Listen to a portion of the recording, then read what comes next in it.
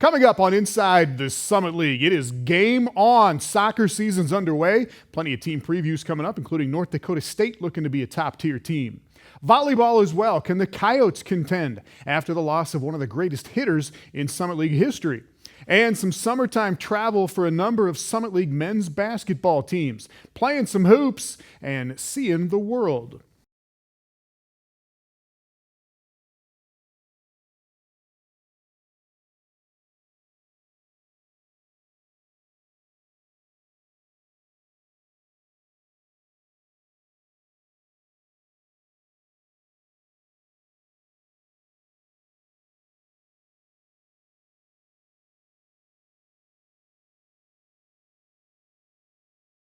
Welcome to another season of Inside the Summit League. The soccer and volleyball and cross-country season's already underway, and a little extra excitement in Omaha this year. The Mavericks have completed the transition to Division I. 4 years had to seem like forever, but they got it done. Omaha is now eligible for all of the Summit League postseason tournaments this year. Omaha also moves into Baxter Arena this year. The new facility on the UNO campus will be the new home for Omaha volleyball and basketball. And it's already been a big year for the men's basketball team in Omaha. The Mavs just returned from a once-in-a-lifetime trip to Italy.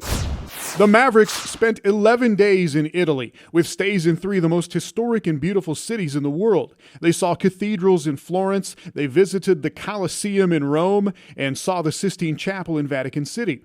They ate and toured and played 4 basketball games in between seeing all the sights. The players and the coaches spent a lot of time studying before the trip, and some of the players will get academic credit after they complete a comparative study of Italy and the United States. To go experience the culture, to see the culture, to feel the culture is something that you just don't get an opportunity to do very often, and maybe once in a lifetime for a lot of our guys and even me as well. So that's something that I just thought was very important for our guys. And then the time that we got to spend together over there. The coolest part was going over there with the whole team, building relationships, and then seeing all the sights. It was just something I thought I'd never be able to do. Every night we have like a 2-hour drive from the hotel to the game, or from the game to the hotel, and we just play like games with each other, whether we were like rapping or freestyling, just something, and the entire team would do it. Sure. So just you get to know each of the new guys a lot better, and then they get to interact with the older guys, and then like now you know how each guy likes to be. I think the 10 practices were very important leading up to that. Maybe gives us a little bit of a head start. We do have a lot of new guys on our basketball team this year, so we got to see some different combinations, some older guys playing together, some younger guys playing together, and then we could mix that up some over there as well. So really the game part of it was probably the least important part, but I think all those other things were big factors on the benefits of the trip. Well, by NCAA rule, every 4 years, college basketball teams have the opportunity to take a foreign trip, and the North Dakota State University men picked a tropical spot for their working vacation. Coach David Richmond and his kids spent a week in the Bahamas, did some snorkeling and scuba diving, and then played and won 3 exhibition games against local teams. You can read some very entertaining Bison in the Bahamas blogs on the school website at gobison.com. Well, meanwhile, about 500 miles to the south of the Bahamas, the Oral Roberts men's basketball team was in the middle of a mission trip to the Dominican Republic. The team visited schools and orphanages. They played 4 games against club and professional teams from the area, and it was a great time for the new guys and the veterans to actually get to play together and hang out as a team. We did get the bond, and I really am just so excited about this upcoming year, and the trip that we just had was amazing. And I made sure I told the coaches and everyone that was involved in making this trip happen. We were just so thankful for it.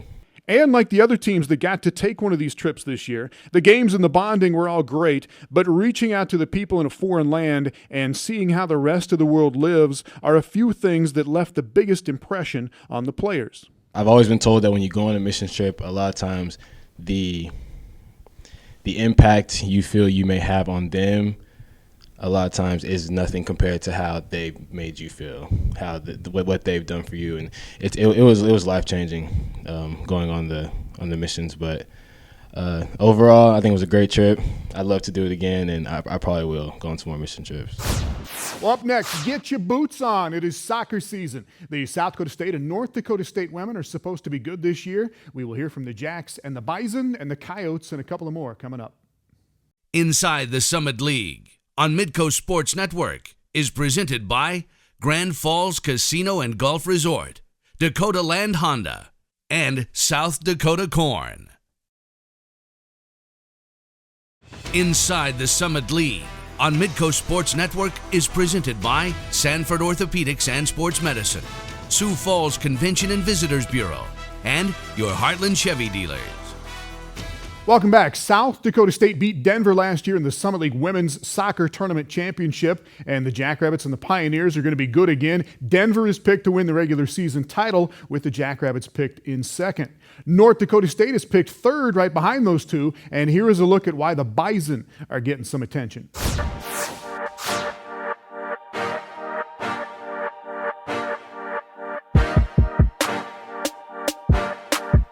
You know, we expect a lot of our seniors. Obviously, Sierra Bonham in goal. She was the Summit League goalkeeper of the year last year. She did extremely well. We're expecting a lot out of her. Megan Johnson is one of our center backs, another captain we expect a lot out of. And up front, Lauren Miller, junior, leading scorer. We expect things out of Lauren to do big things for us this year. We have more of a senior class than we ever have before, and we have, obviously, our freshmen are making great impacts on the team. They're putting up points, which is huge. You know, right now, I think the hardest part for us is going to be scoring goals. You know, we've got experienced players, but it's the hardest part of the game. And so, you know, if we can put the ball in the back, and I think we'll be successful, because defensively we're very good. You know, the Kansas game was huge for us. It's the reason we scheduled them. We knew they were a top 25 team. We knew with Minnesota and Wisconsin being our first two games, we wanted to get a competitive exhibition game in, and to go out with Kansas and play 2-2 and really play competitively with them was important for us. This is the year that we can win it, I think. So being able to just go out there and play every game as it's my last, regardless if it is the last game or not, I think is just going to help us be able to win the title and hopefully the championship. You know, I think the Gopher game is a huge game for everybody. You know, it's somewhat of a rivalry game. You know, it's a regional game, and myself being from the Twin Cities and a lot of players being from the Twin Cities, you know, we'll have a lot of family and friends. I think the biggest thing for us is going to be getting over the nerves early on. We know we're playing a very good Big Ten opponent, but also playing in front of so many friends and families. You know, it's a big one for us. You know, we got our hands full with the Badgers. They're an excellent team. They've got one of the best players in the country in Rose LaValle, and you know, we know it's going to be a difficult game, but it's a game that's going to prepare us for the future. Well, here's that Bison match at Minnesota that Coach Cook was talking about. And the Gophers put some heavy pressure on North Dakota State early in the match. Here's Sierra Bonham getting knocked down and then getting back up to make one of her 13 saves in the match. Minnesota had 16 shots on goal. North Dakota State had 3. But the Bison with an early chance here, out to Amy Yang, just above the box and just a bit high on the shot. Minnesota gets 2 quick goals midway through the first half. They get behind the Bison defense, and a nifty cross to Simone Collender, really good player from Lakeville, Minnesota. Her dad, Chad, played basketball for the Gophers back in the early 1990s. And Collender does it again about 4 minutes after the first one, off a long ball from the left side, and gets it past Bonham. Bison would probably like another crack at defending that one. Anyway, 2-0 Minnesota at the half, and the Gophers get one more right away in the second half, another cross and a one-time finish for Minnesota. NDSU has another good chance later on. They get it through to Twin Cities native Lauren Miller, their leading scorer from last year. Cannot punch it through, though. And the Gophers beat the Bison in this one 3-0. Now, the Bison did get their first win of the season last Friday, a 9-0 win over St. Cloud State of Minnesota. NDSU plays 2 games out in California this weekend. Meanwhile, the University of South Dakota is looking to move up this year from an 8th place finish in the Summit League last season.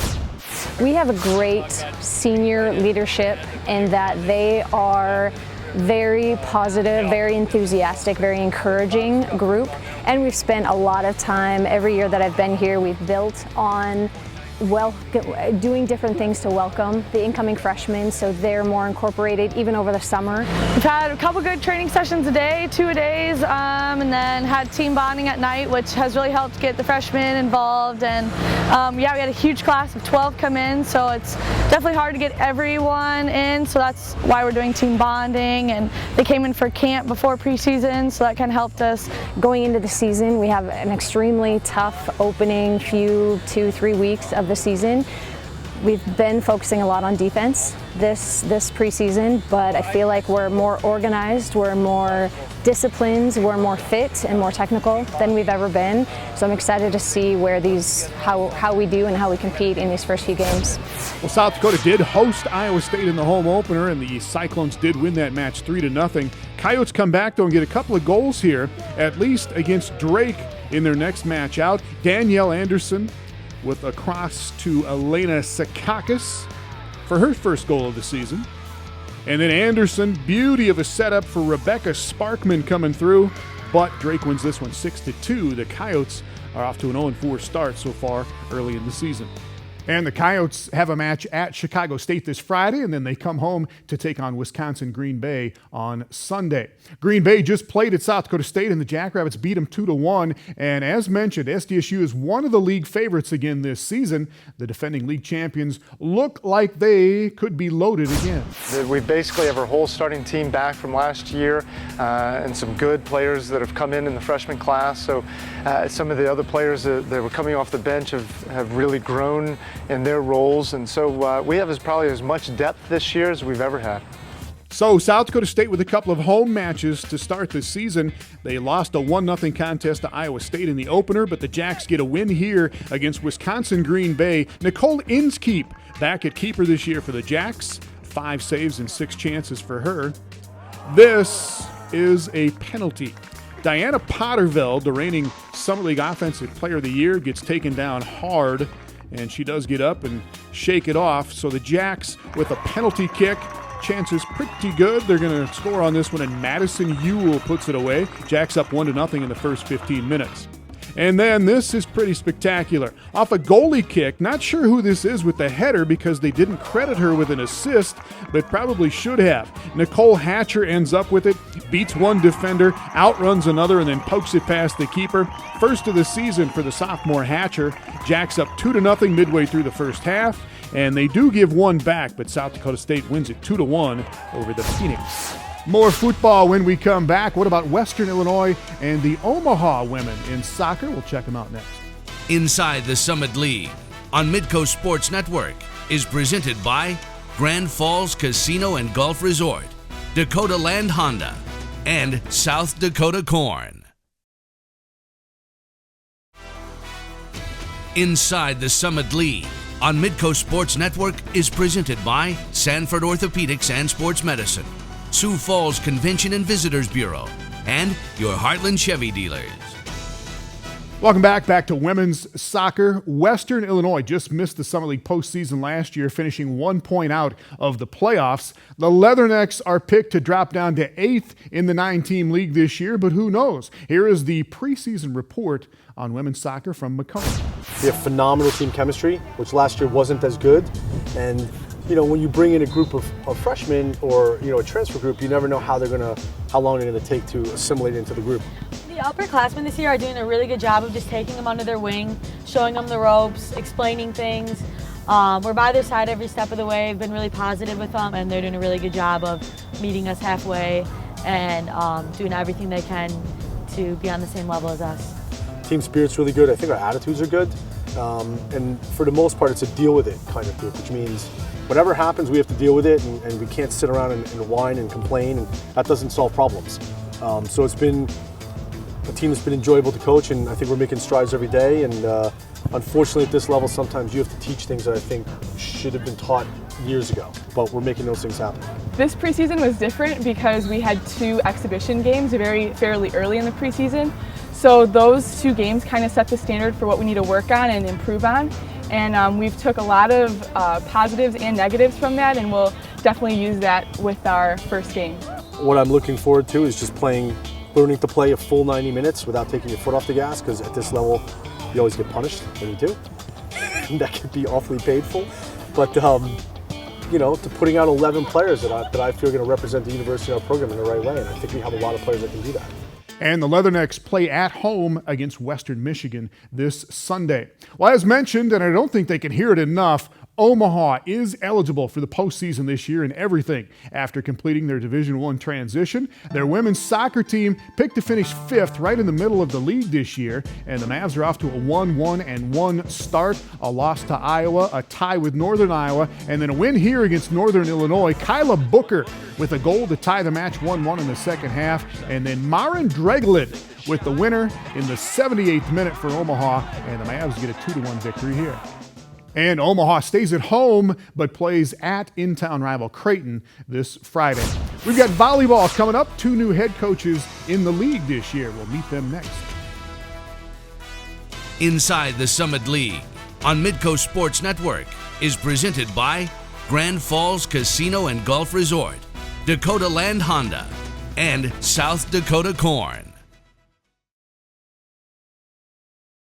Inside the Summit League on Midco Sports Network is presented by Sanford Orthopedics and Sports Medicine, Sioux Falls Convention and Visitors Bureau, and your Heartland Chevy dealers.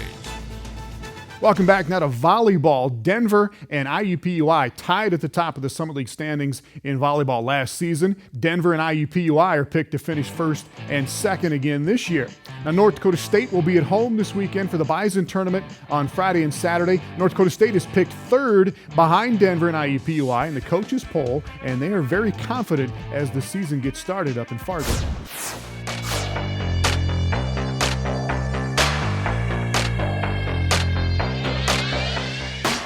Been happy to see kind of the progress from day to day. That's what we're looking for, as long as we keep moving forward. Some days are pretty good progress and some days it's a little slower, but as long as it's progress, it was hot this past weekend, so it's nice and cool now, so definitely I think we've been getting more out of the last couple practices. Finally, we're getting a lot of returners back. We have all of our starters back, which is awesome, and so now when we're in practice, we're always competing, always trying to beat each other and get each other better, so when we're in a match, it doesn't matter who's on the court, it's going to be a competitive 6.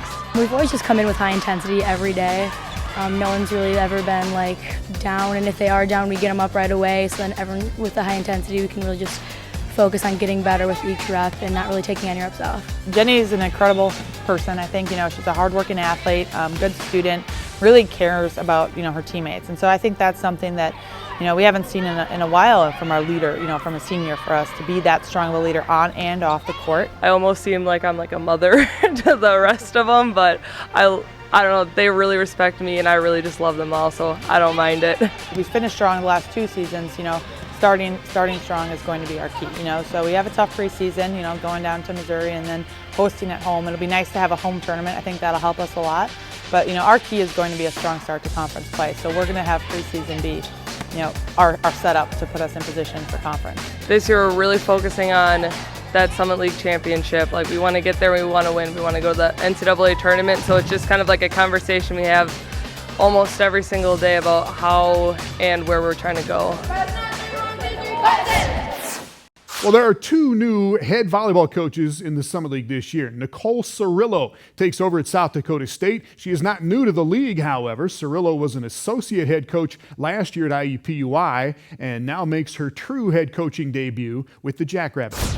There are a lot of things that I've come in and changed, specifically with culture and expectations, and the girls have been phenomenal with the feedback that they're giving me, and that they are really trying to make the change, that they're seeing the positive outcome from it, and that we are moving the program forward just one step at a time. And some of the same sentiments being shared at Western Illinois, where new head coach Kelly Richardson is getting to know her team. Obviously it's a challenge as you have that many new people coming in and training them the way you want them to be trained and getting that technique where it needs to be, but we're lucky enough that we've had a great group who worked really hard prior to getting here to get to know each other and to start bonding, that when they got here they were able to work as a unit to make that progress much easier. And so we've just been extremely lucky to have such a great group that would go the extra mile to do that initially. The team has bonded really well.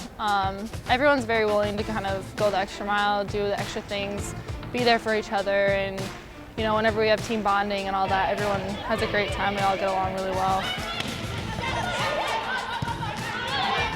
Yeah, it's been a great time on our staff. You know, being able to work as a cohesive unit there is really important, and obviously knowing them previously and having worked with them previously has made it a very easy transition, as we've had a lot of work to do and a lot of different things that need to happen, and that trust that is already built there has made that very easy.